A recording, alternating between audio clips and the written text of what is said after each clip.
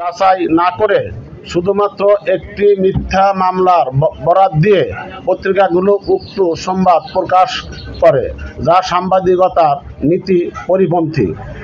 মূলত চৌহালি উপজেলা বিএনপির গতিশীল ও আমার রাজনৈতিক অবস্থানে ঈর্ষান্বিত হয়ে আমাকে ও আমার প্রিয় সংগঠন বাংলাদেশ জাতীয়তাবাদী দল চৌহালি উপজেলা শাখার ভাবমূর্তি ক্ষুণ্ণ করার জন্য আমাকে ও আমার দলের কতিপয় নেতৃবৃন্দের বিরুদ্ধে একটি কুচক্রী মহল অন্তঃসারশূন্য ভিত্তিহীন অলৌকিক কাহিনী সাজিয়ে মিথ্যা মামলা দায়ের করে।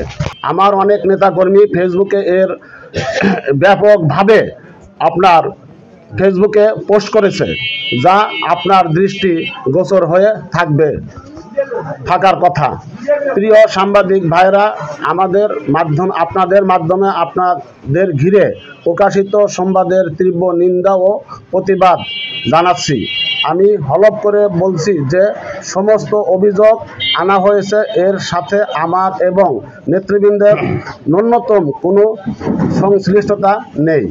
বিএনপির এদেশের গণমানুষের প্রতিনিধিত্বকারী একটি আদর্শিক সংগঠন। বিএনপির প্রতিটি নেতাকর্মী আদর্শিক নেতাকর্মী।